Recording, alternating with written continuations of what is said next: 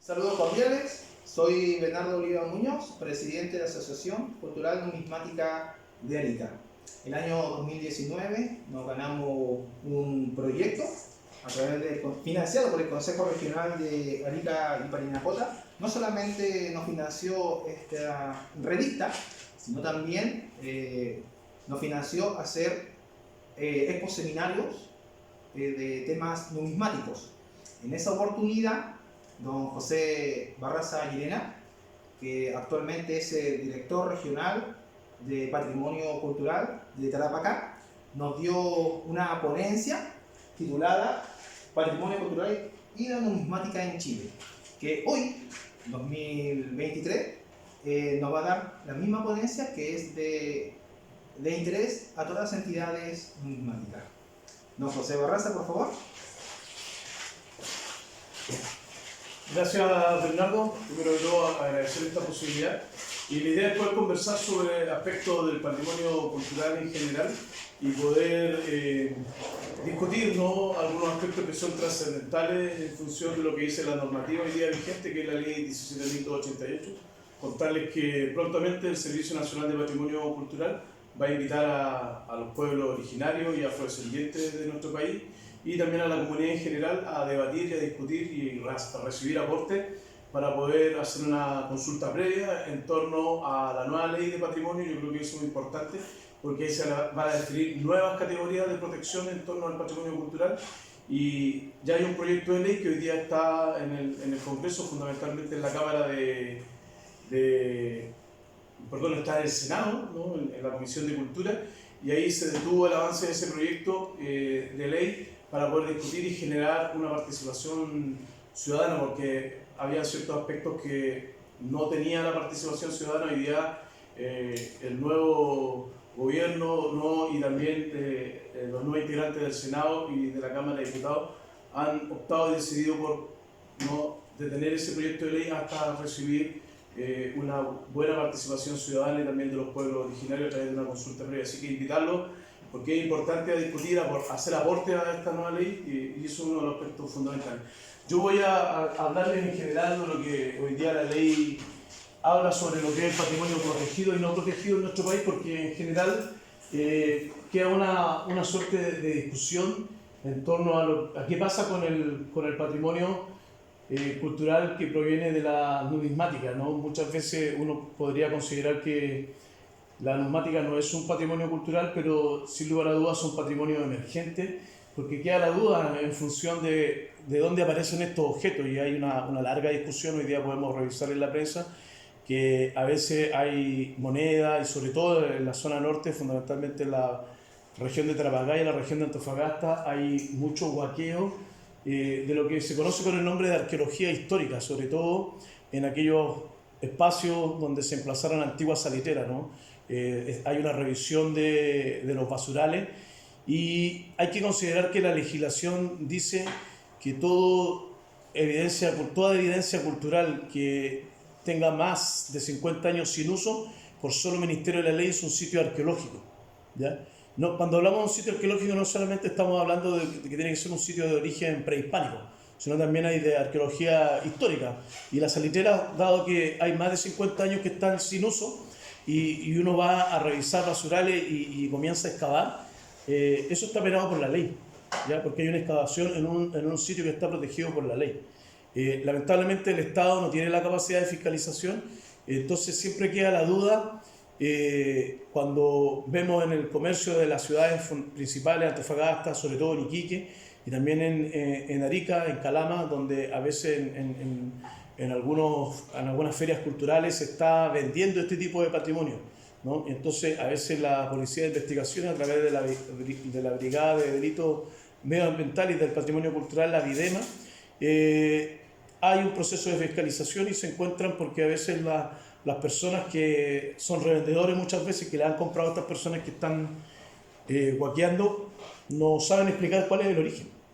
Pero también tenemos otra vertiente de personas que son coleccionistas, que adquieren estos productos en un comercio legal, porque hay personas que han heredado, por ejemplo, muchas sobre todo muchas personas se quedaron con fichas, con una serie de elementos culturales que son propios de la salitrera es parte de una herencia. Entonces, y esas veces por situaciones económicas hay gente que se deshace de ese material y los vende, ¿no? Porque necesita dinero, ya estamos en una crisis como país, ¿no? Desde el punto de vista económico, y a veces que uno echa mano a este tipo de objetos que tienen un valor patrimonial desde el punto de vista familiar. Entonces se comercializan y algunos productos de las nuevas formas de mercado, ¿no? Usa las plataformas de redes sociales como hay unas plataformas de venta, entonces se circulan ahí en Facebook y en otras plataformas de venta y después estas circulan y a veces hay denuncias, ¿no? Denuncias, están vendiendo una moneda y ahí queda siempre la duda si esa moneda ha sido adquirida desde el punto de vista clandestino, ¿no? Y ahí por eso que es importante aclarar el origen, ¿no? Y ahí sabemos que nosotros estamos en un territorio como Arica y Parinacota, que es un territorio que posee una serie de elementos porque característico de un paisaje cultural muy especial. Vivimos en uno de los desiertos más áridos del mundo, entonces todo el patrimonio cultural de nuestro territorio se conserva en perfectas condiciones. Entonces vamos a tener muchos objetos de origen prehispánico e histórico, ya sobre todo de la época colonial, sobre todo monedas como macuquina y otro tipo de elementos, también monedas republicanas, ¿no? Que circularon porque Arica era un puerto, sigue siendo un puerto, entonces hay mucha circulación de información, de materiales culturales, que muchas veces sabemos que este es un territorio donde hubo mucho tránsito, están marcados los senderos troperos, están marcados una serie de elementos que nos van demostrando que hubo un constante movimiento de población, ¿no? Desde la costa hacia los valles, desde los valles hacia la precordillera y hacia territorio de lo que hoy día conocemos como Bolivia y el sur del Perú. Entonces hay mucho tráfico y muchas veces, digo, tráfico caravanero, tráfico de animales, muchas veces se rompían. Por ahí contarles que en un sector que le llaman la Ruta de la Plata, que une la antigua mina de Aguantajaya, se encontraron unas botijas en perfecto estado, ya una botija en el sector de Alto Hospicio, el cual fue una noticia el año pasado, no, el 2021, perdón, y están en perfectas condiciones, y cuando comenzaron a excavar aparecieron estas evidencias. Entonces hay mucho patrimonio todavía por descubrir en este un desierto muy rico. Y ahí que nos conduce hacia el sur del Perú, lo que es la parte alta de Bolivia, y también una comunicación estrecha con lo que hoy día es la región de Tarapacá. Entonces, este territorio general en el norte es muy fácil de encontrar evidencia humana de restos arqueológicos. Ya hemos ido conversando algunos conceptos básicos, lo que dice la legislación, tanto del patrimonio cultural, natural y la gestión del patrimonio. Hablar un poco de la numismática, porque muchas veces se encuentran monedas, hoy día hemos visto que ha aumentado y así circula información en la prensa y también en redes sociales, de que hay personas que traen en forma de importación detectores de metales. Entonces, el detector de metal, si bien es cierto, a cierta profundidad, cuando más de 2 metros, me imagino que ahí no llegan tan profundo la onda, sino que es más de superficial. Pero eso implica alteración de un sitio arqueológico. Entonces eso está penado por la ley, ¿ya? Inmediatamente, porque si es un sitio que tiene más de 50 años que está sin uso, ya es un sitio arqueológico por solo Ministerio de la Ley. No requiere una declaratoria oficial. La próxima, por favor. Hay un poco sabemos que hay monedas que han ido circulando, ¿no? Hay algunas publicaciones, ¿no? Por ejemplo, la de Diálogo Andino, en su momento el año escrito en 2001-2002 por Luis Álvarez Miranda, que en paz descanse, y Juan Benito Lercari, expusieron, ¿no?, antecedentes históricos sobre monedas de plata circuladas en el corregimiento de Arica, y vemos que esas monedas muchas veces hay personas que han sido no detenidas, pero sí denunciadas, que hay venta de monedas, ¿no? Porque son productos muchas veces, vuelvo a repetir, de excavaciones en zonas de laguna o en zonas donde hay caminos choperos. La próxima. Entonces, hoy día tenemos que hay un territorio muy particular que es del norte de Chile por condiciones geográficas, medioambientales, permite que la evidencia humana desde hace más de 11.000 años de historia y siguiendo todos los periodos, ¿no? Pasando por los cazadores recolectores como los chinchorros, el periodo formativo, ¿no? Pasando por periodo de desarrollo local, ¿no? Las culturas ricas, ¿no? Y también la presencia del Estado Inca, la presencia española de la época colonial, la presencia de la República del Perú y también la evidencia de la ocupación histórica de Chile han ido quedando, ¿no? Quedando en este territorio y ha ido plasmando una función muy interesante en este territorio que llamamos hoy día Arica y Parinacota. La próxima. Ahí vemos en esta área, que es un área cultural andina, que es el área centro-sur andina.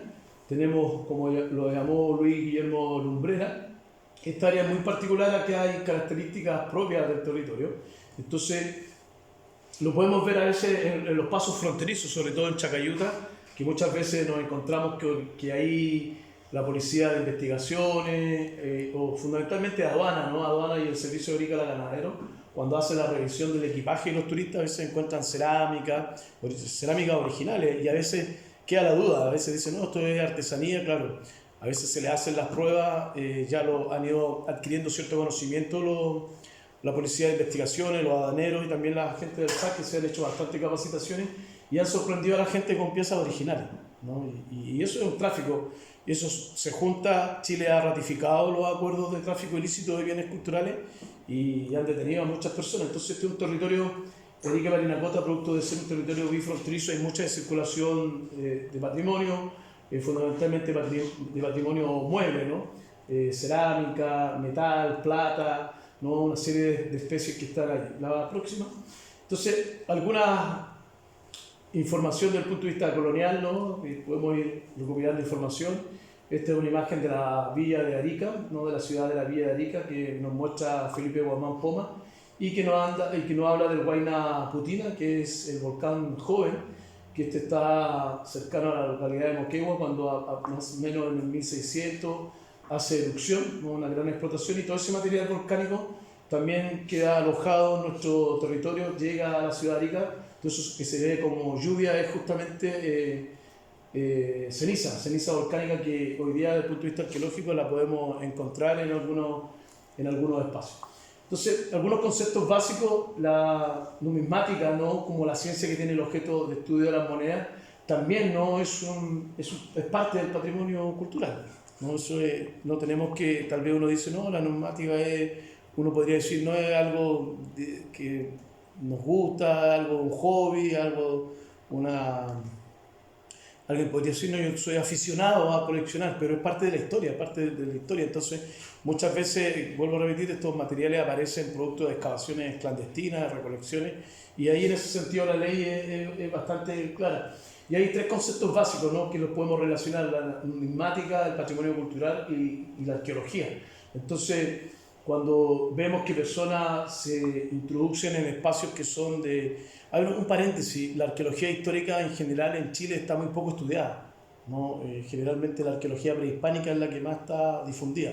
Entonces se ha hecho muy poco de arqueología histórica. Y tal vez por falta de preparación, de falta de interés por parte de los científicos, ¿no? Desde el punto de vista de la academia. Y algo hoy día se está protegiendo producto del impacto ambiental, sobre todo el desarrollo de la minera. Sabemos que muchas salitreras se ocupan hoy día para la recuperación y la obtención del yodo a través de Cosayat, por ejemplo, que todas las antiguas tortas las han vuelto a reactivar y sacar ahí para obtener yodo. Ahí ellos tienen que entrar al sistema de evaluación de impacto ambiental y ahí entra en el análisis de las variables, ¿no? que define la ley, está toda la protección de lo que es la superficie terrestre.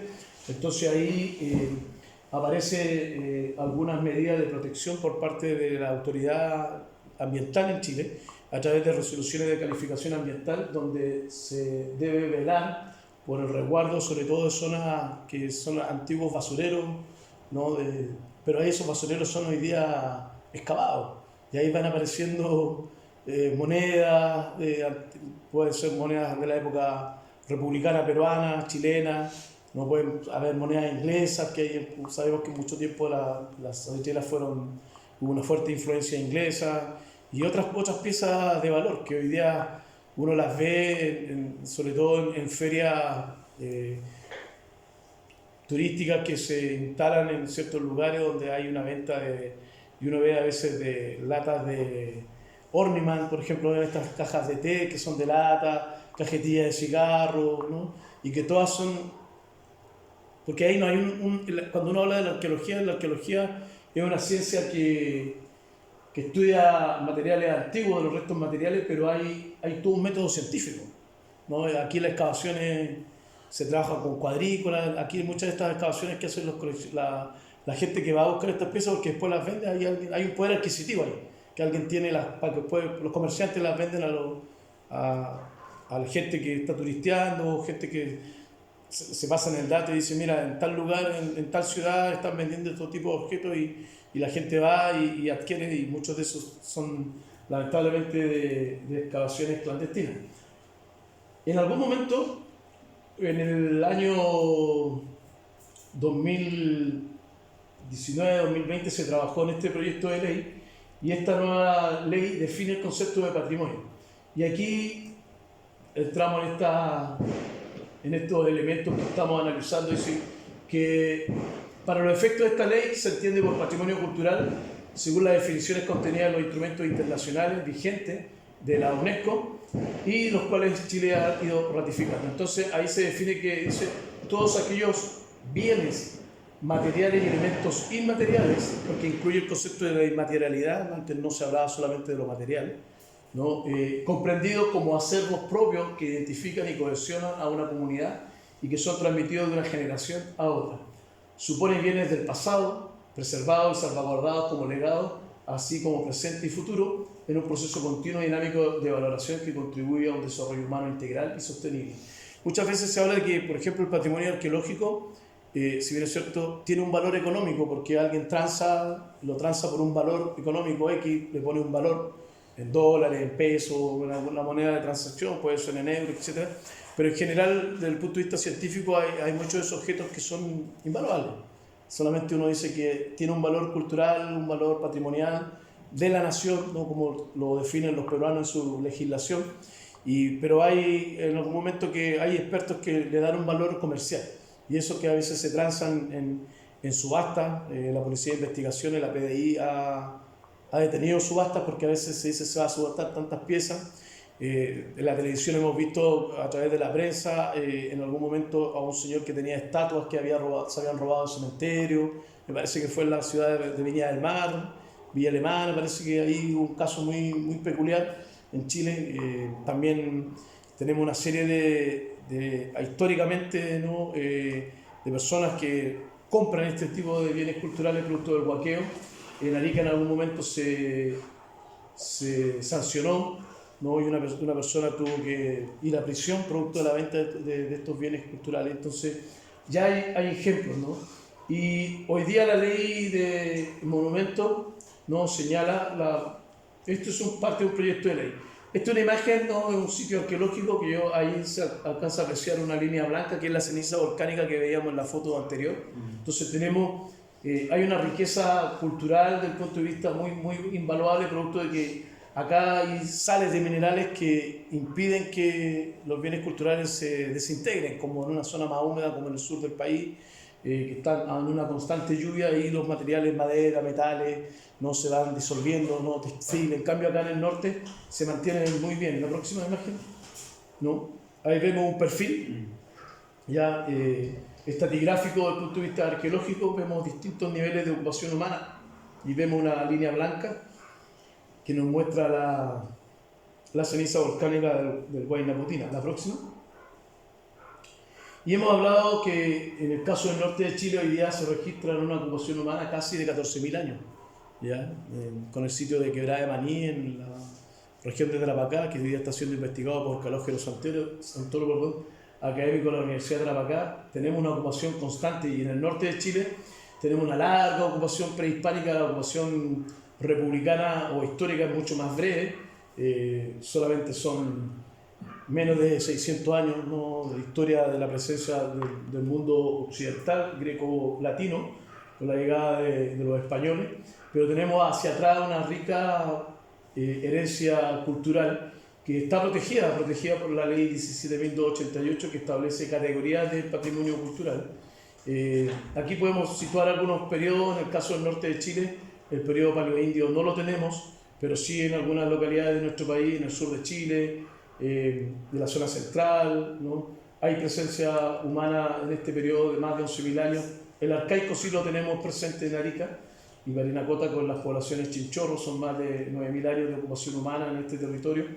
Tanto en la parte costera como en la parte alta andina tenemos ocupación humana. La próxima, tenemos un periodo formativo que va de unos 1000 años antes de Cristo, a través de la cultura Alto Ramírez en el Valle de Azapa, Faldeos del Morro en la ciudad de Arica. El periodo medio, o Tiahuanaco, 500 años antes de Cristo, aproximadamente hasta el año 1000 después de Cristo. Llega un desarrollo regional de la cultura arica, del 1100 después de Cristo. La próxima, el periodo Inca, también muy fuerte presencia después del año 1400. El periodo colonial, fuerte en este territorio a partir del año 1532. Y el periodo republicano a partir del año 1881, tanto el periodo republicano peruano como chileno. Entonces, en este territorio tenemos una fuerte presencia humana, ¿no? Y este patrimonio cultural llama al interés de muchas personas que lamentablemente a veces vienen a huaquear, ¿no? La próxima imagen. Ahí vemos procesos, vemos que la arqueología hoy día, antiguamente se excavaba mucho cementerio, hoy día los procesos de excavación son menos. Mucha excavación nace producto de los procesos de excavación, producto de trabajos científicos, sobre todo de impacto ambiental. Ahí vemos la excavación en el sector de Huelvarani, en el sector de de Belén, en la precordillera de la comuna de Putre, en el pueblo de Belén, este proceso. Y ahí vemos la imagen del Huayna Putina, que son, ustedes ven, observan esos clavos, esas pitas, ahí se están estableciendo cuadrículas. Por eso que el trabajo, hay toda una metodología arqueológica de cuando van a huaquear, muchas veces la gente han destruido sitios. Entonces, si uno quiere hacer arqueología histórica en una salitrera, y sobre todo saliteras que están muy manteladas, porque hay distintos tipos de huaqueo. Hay gente que se roba la madera, el metal, ¿no? Sobre todo el pino oregón, y se transa a otro nivel, ¿no? De comercio. Y después hay otro tipo de excavación que es más como ir a excavar la basura, ¿no? Pero en la basura también hay riqueza, porque hay gente que colecciona, son amantes de las cajetillas de cigarros, de las cajas de té de madera y otros objetos de valor que hay que van apareciendo, ¿no? en estos procesos. Ahí vemos una cuadrícula, ¿no? Entonces, esto, por ejemplo, uno no lo ve en una excavación, en un huaqueo, en un sector de salitera, no lo vamos a ver. Entonces, ahí es donde hoy día la Policía de Investigaciones ha sido capacitada también por el Consejo de Monumentos Nacionales, donde queda la duda. Si uno va a una feria turística y ve que están vendiendo objetos de la salitera, queda la duda si realmente vienen de una herencia, de una familia o son vaqueos. Y ante eso, la Policía de Investigaciones primero pregunta si la respuesta no es atingente, y si dice no hay respuesta clara, puede detener a la persona porque queda la presunción de que esos objetos fueron capturados o fueron obtenidos producto de una excavación clandestina. Y ahí es donde muchas veces la prensa se informa, o los medios de comunicación propios de la PDI difunden esta noticia por parte de su trabajo, y después ya se inicia todo un proceso. También lo mismo pasa con el patrimonio paleontológico, ¿ya? A veces se ha detenido personas que han sacado patrimonio paleontológico de Bolivia, porque hay especies que no son propias de acá. Entonces ya la gente de la PDI ya ha ido, porque a veces hay profesionales de la PDI que son biólogos, ¿no? Que son parte no son policías de formación propia, sino que son profesionales que ingresan a la PDI, ingenieros ambientales, biólogos, en algún momento han trabajado historiadoras que son parte de la PDI, para poder, y trabajan en esta brigada que es la VIDEMA, para poder determinar qué tipo de delitos se están haciendo, ¿no? Y por ejemplo, sabemos que mucho patrimonio paleontológico viene de la tercera región, ¿no? Tenemos el Cerro Ballena, que hoy día es un parque paleontológico, apareció un cementerio de ballenas de un par de millones de años en la zona de Chañaral, en esa zona de Caldera, producto de la ampliación de las rutas de la Panamericana, de la Ruta 5. Entonces ahí han ido apareciendo y ahí había un constante, sobre todo dientes de tiburón, ¿no? Constante huaqueo, y después hay una transformación por parte de gente artesano de estos objetos que son parte del patrimonio cultural, y la policía ha detenido a coleccionistas hay muchos ejemplos, ¿no? Pero esos son productos de huaqueo, eso es un producto esto es lo que vemos en esa imagen, ahí hay un trabajo científico, un trabajo arqueológico, pero eso no lo hace un huaquero, perdón, ¿no? Y ahí hay parte, sabemos que tenemos un sistema jurídico, ¿no? Sabemos que hay una legislación que se está modernizando, y ahí por eso que es importante al llamado que yo le hago, apenas sepan ustedes que va a haber participación, aportar ideas para poder trabajar tranquilo, que la ley clarifique cuál es el rol de los coleccionistas, de la numismática, porque después, cuando ya aparezca la ley sin participación de ustedes, de repente se van a sentir discriminados, que la ley no está atendiendo a parte del trabajo, puede ser trabajo para algunos, otro puede ser no un juego, sino que puede ser una distracción, pueden ser coleccionistas porque les gusta, porque son científicos desde el punto de vista de la investigación, son coleccionistas, etc. Eso es parte de la naturaleza humana, cada ser humano decide cuáles son sus atracciones, ¿no? La próxima. Y ahí vemos que hoy día en este patrimonio cultural hay causas, dentro de la agresión del patrimonio, hay causas naturales en la parte alta, también hay causas humanas, hay daño que es efectos lentos y acumulativos, y hay otros que son efectos catastróficos, ¿no? E inmediatos, ¿no? Por ejemplo, el expolio, el robo, que es efecto porque un huaquero que está huaqueando una salitrera destruye, no tiene esa finura, ese trabajo de ir a excavar, no, llega y destruye. Y algunos efectos naturales que en la costa puede ser, por ejemplo, un tsunami. Si uno va al sector de Caleta Vítor y ve mucha cerámica dispersa en la arena, es producto que eso es un ejemplo que en algún momento hubo un tsunami que arrasó con cementerio, y cuando se retiró del mar dejó disperso en el territorio muchas evidencias arqueológicas, ¿no? Parte de las características. También hay algo súper interesante dentro de la legislación, y la ley lo define, ¿no? Que son los pecios. Todos los hallazgos submarinos también están protegidos, ¿ya? En Chile, y sobre todo acá en el norte, hay acuerdos con Perú que uno no puede llegar y bucear en estos territorios, porque hay también que les pertenece al Perú, ¿no? Hay acuerdos que Chile tiene ratificado en ese sentido a veces acuerdos entre las instituciones, ¿no? Cada vez que hay va a haber alguna exploración del fondo marino en estos sectores, poder informarnos. Hay un catastro de pecios en Chile que se está trabajando a partir del Consejo de Monumentos, porque por ser el Ministerio de la Ley, de acuerdo a algunas normativas establecidas, también están protegidos, entonces uno no puede llegar y meterse a bucear, ¿no? O de repente hacer algún turismo submarino que difunda, por ejemplo, ir a visitar la Esmeralda. Hoy día todo eso está normado, está prohibido, uno no puede llegar y viajar a donde está la boya, por ejemplo. ¿Ya? Son temas interesantes que hay que ir conociendo. La próxima. ¿Y por qué proteger todo este patrimonio que hemos hablado? Porque son recursos escasos, no renovables, sirven para entender la sociedad en que vivimos, la sociedad del pasado, constituye elementos de una herencia, diversidad cultural, y nos permite poder identificarnos en un mundo que es cada vez más globalizado. ¿Cómo lo podemos proteger? A través de la educación, ¿no? Seguir las normas, las leyes, darle la importancia que tiene el patrimonio, y sobre todo el patrimonio hay que usarlo, valorarlo. Yo creo que el trabajo que hace la gente que practica la numismática y otras atracciones en torno al coleccionismo, ¿no? Es importante que conozcan lo que dice la ley para no ser acusados de estar infringiéndola, ¿no? Pero también difundir, pues yo creo que ustedes hacen un trabajo interesante desde el punto de vista de las revistas que han editado, los seminarios, ¿no? Porque también es parte de la atracción, ¿no? Y no quedarse con esa información, sino que yo creo que eso es valorable. La próxima.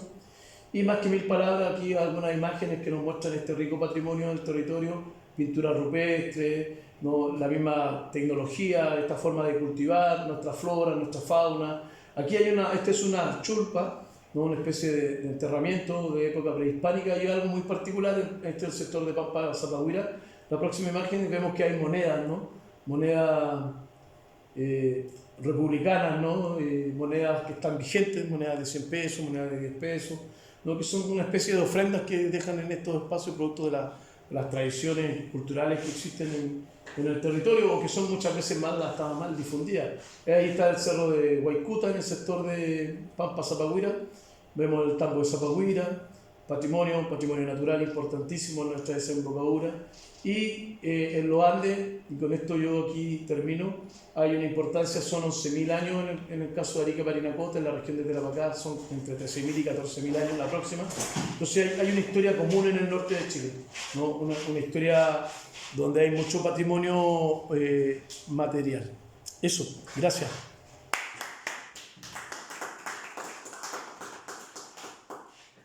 Bueno, quiero agradecer a don José Barraza porque siempre estamos dispuestos a apoyarnos a través de ponencias y sacarnos de dudas en los exposeminarios que hemos hecho. Muchas gracias, don José Barraza.